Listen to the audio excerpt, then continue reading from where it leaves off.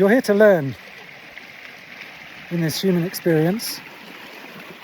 I say you, your human avatar, the person that you believe yourself to be, or the person that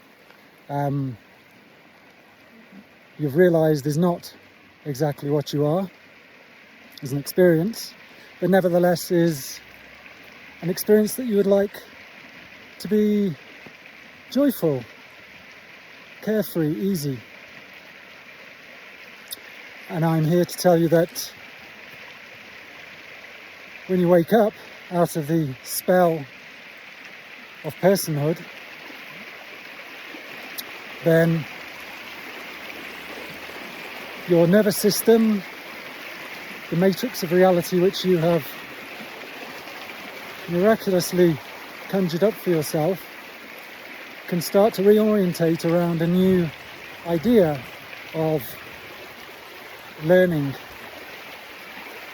Particularly if my story resonates with you, then perhaps I'm somebody who can help you. Perhaps you're nearly towards the end of your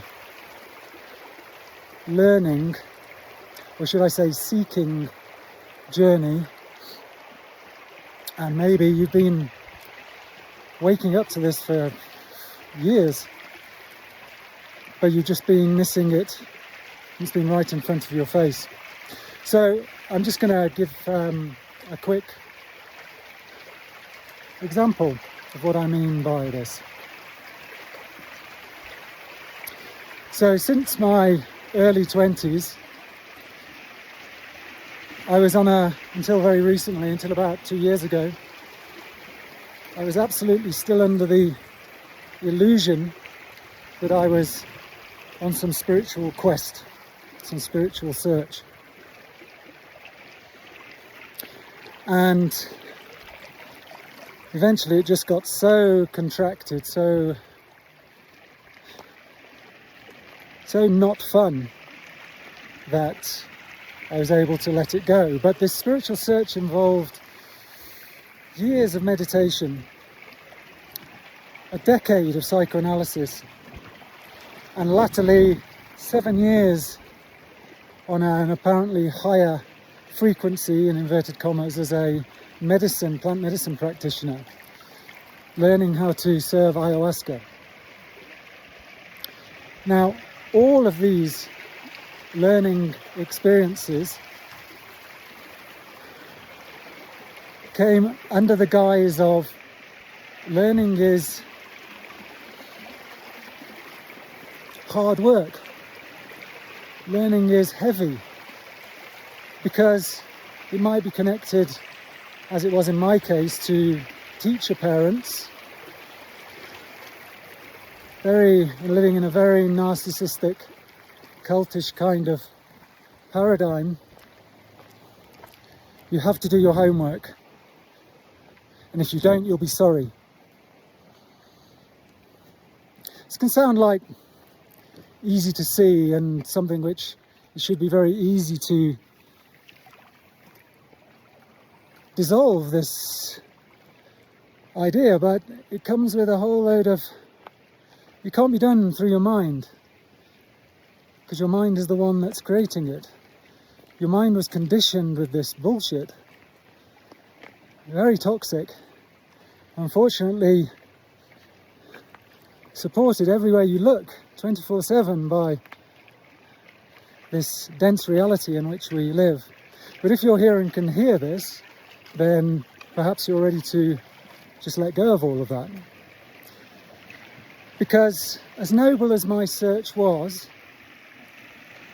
it was still a poor, scared little boy trying to be good enough. If I learn more things, if I learn the tricks of the psychedelic experience, if I learn to tread in other dimensions and bring back healing medicine,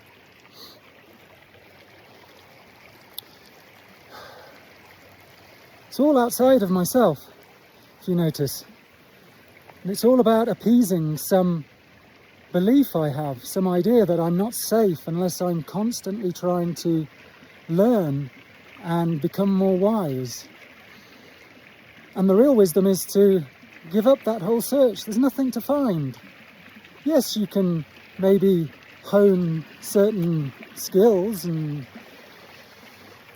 help people on a certain level, but it just traps you more and more in mind. And then I was offered the insight and the collaboration of a mentor. Again, this is what I offer, so it's the secret key to change, to jump dimensions, to jump out of this dimension of suffering where you want to learn, but it comes with so much baggage of guilt, shame, not being enough, never being enough. There's always more to learn in terms of things. But what you are is all of it. So there's nothing to seek for. Now, I'm just going to give you 2 examples of how that's finally come to fruition in my life, and which is a beautiful example of stop healing and start living, which is the I don't want to say mantra, but maybe it can be a mantra. It's my mantra for living. Instead of this healing journey, this spiritual circus, this total spell, this bullshit, which is a way of an innocent, or I have to say ignorant way, but ignorant in innocence, of just trying to fix a problem which doesn't exist. Because that's what you're used to, that's your conditioning, that's what feels safe, but it's a prison. But the 2 things in my life in the last 2 months which I decided to go for, I gave myself permission, as I had been encouraged to do by my own mentor, and encoded with, because it's not just, if someone's going to be your mentor, as I might propose to be yours, this person has to be in integrity. They have to know it. They can't just be someone saying, oh yeah, do what you love, you'll be fine. You have to believe them, and they have to believe themselves. But it's not even belief, it's knowing. It's kind of like the skill, the gift that can't be learned. It's the gift, but you have it as well. It's just to ignite in you your own ability to manifest the life of your dreams with a small m. It's not harsh. It's not about pushing and striving. It's having the nervous system and the ease of true being to allow what you love to come into your life. And it comes into your life simply by doing it from your inspiration.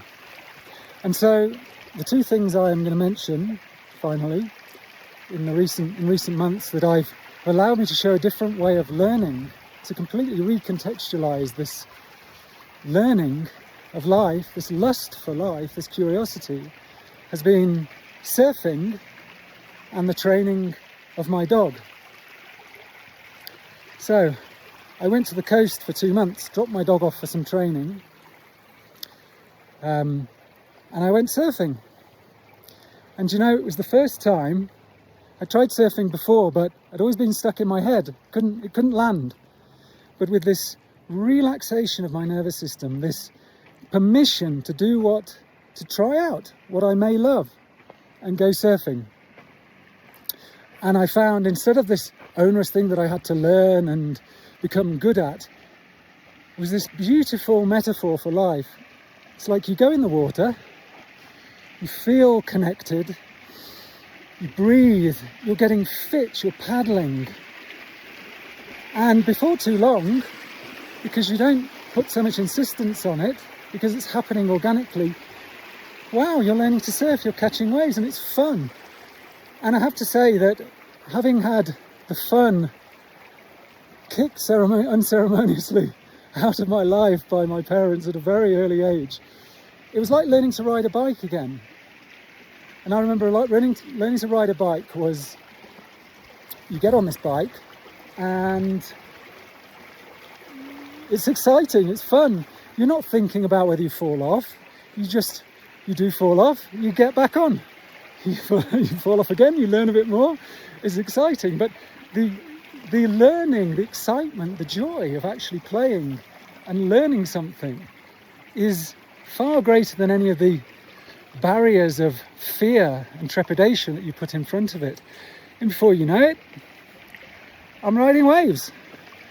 I'm not the best in the water, of course not. I've only been learning for 2 months, but it's got nothing to do with it. I'm learning so much, having fun, learning my place in the water, which is kind of a valuable human skill, seeing very clearly where I'm limiting myself, but it's okay. I don't judge it because I'm having fun. And I see other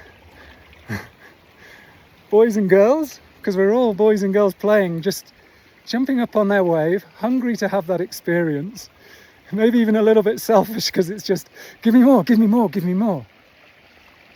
So this is my experience of surfing, and it's like there's no doubt in my mind now that I will make more space for it.